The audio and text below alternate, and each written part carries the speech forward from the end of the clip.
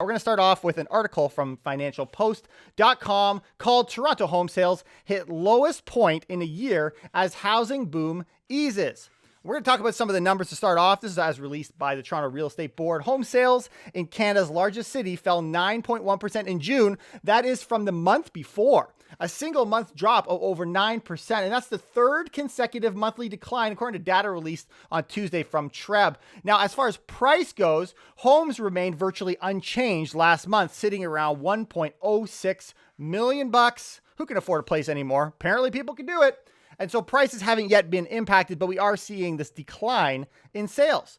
Meanwhile, we see condo sales outperforming. In Toronto, in a reversal of the pattern seen much of last year, annual growth in condominium sales in June outpaced the sales growth for all types of ground-based homes. People are sleeping on condos right now, but slow and steady wins the race. Guess we can't all go 80 in a school zone? Don't you hate when you're driving by the playground and one of those speed bumps screams? The worst. So what is TREB's outlook for the future? And it's based heavily on immigration. Here's what they say. We have seen market activity transition from a record pace to a robust pace over the last 3 months. That comes from Kevin Krieger. That is the Toronto Real Estate Board president.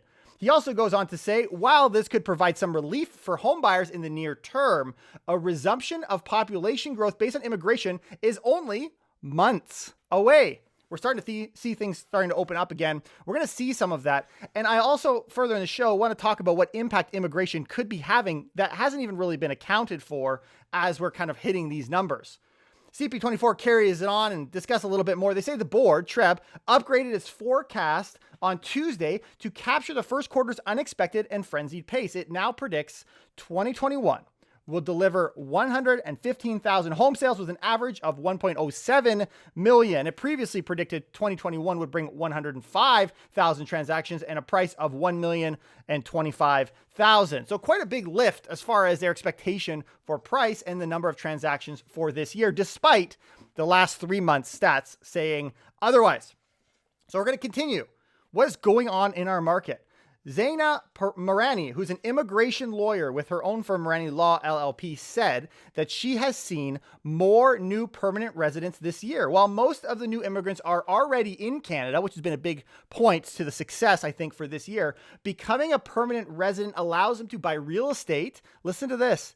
This has really been inadvertently changing the way people have been potentially responding to the real estate market. We don't know for sure. There's no stats to back this up, but there's a hypothesis here that's saying because you don't have to pay the 15% foreign real estate buyer's tax that is in place in the Toronto region, because now you're a permanent resident, she said that motivates new immigrants to buy property.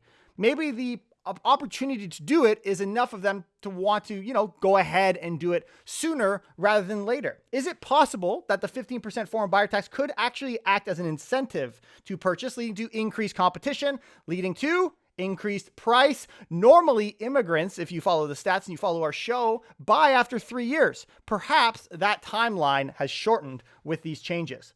Which brings me to the rental market, because if they're not buying, they're renting. What has been going on over the last little while, over the last month? Declining months of inventory continues, as well as an increasing rent rate. Zealand on Twitter said GTA rent prices started to grow a little faster than seasonally in June, but the market is still, he says, very balanced. Maybe there's still an opportunity for you to get in the market before things go crazy, but he says July through September, we're talking today, is very crucial. Why? Because international students will arrive and official stats are going to be released on the success of our immigration.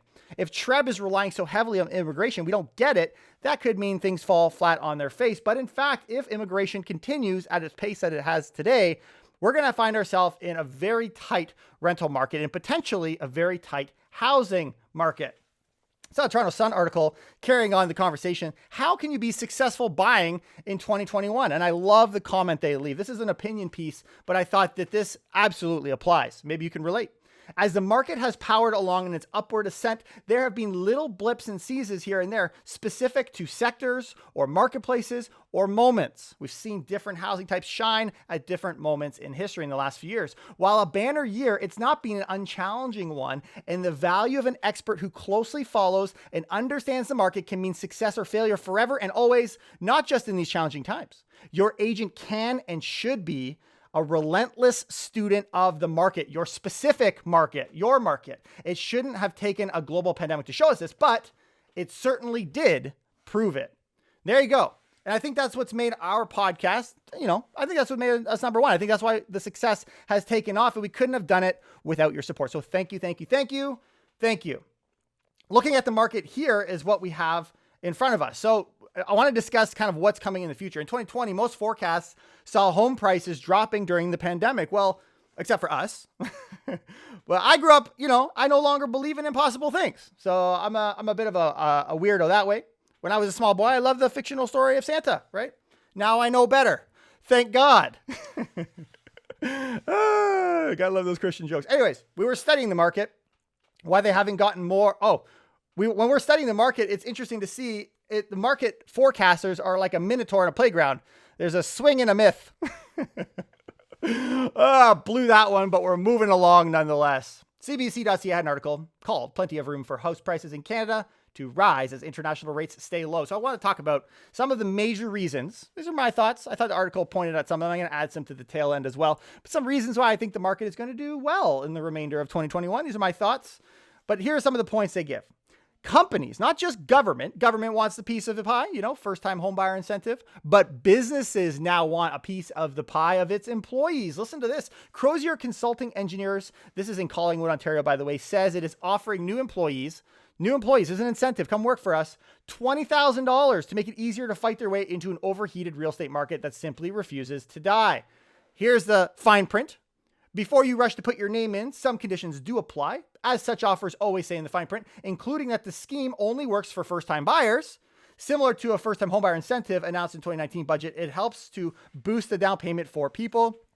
I didn't read beyond that, but if it's anything like the first-time homebuyer incentive, the company wants a piece of the pie. No freebies. But it shows companies are not only trying to bring on talent, but they're also seeing an opportunity and stability in our market. Moving on. Reason number 2, the CMHC just changed course. This was a big deal. There wasn't a lot of news around it, but absolutely a big deal. It's kind of a I told you so moment from last summer. But while we were waiting for the official Toronto resale data to confirm the lowest active inventory of the month of June in at least the last 15 years, guess what happened? CMHC, the Canadian Mortgage and Housing Corporation, eased their mortgage insurance rules and admits tightening was a mistake. Good timing, Ben. Good timing. CMHC is making it easier now to get federal mortgage insurance, reversing the tougher rules imposed in its own capacity last year. Man, we were like, this is a bad idea. This is a bad idea. Well, the Federal Housing Agency admitted it's a bad idea and making a costly mistake. It unilaterally tightened the requirements last year, requiring it lost more market share to competitors as a result. So what did people do? Not people, the person borrowing the mortgage, but the lenders. Well, screw you. There's other options. I don't need no CMHC insurance. I have other options, and that is what they did. Oops. That's what you get for trying to be a hero. So what's the change CMHC saw? No, though I don't think it's going to be a material change.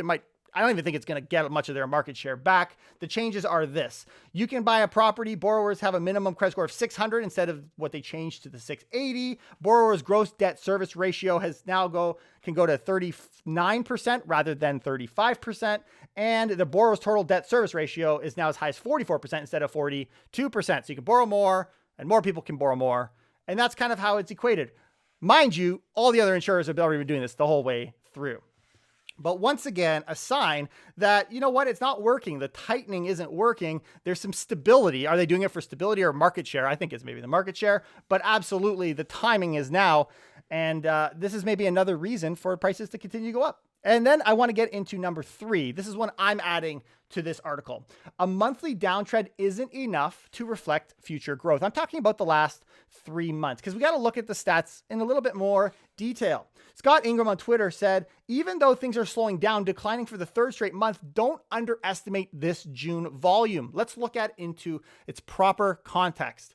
Okay, we're going to try and take seasonality out of it. Look at it from just history. It's the 3rd highest June ever, the 12th highest month ever.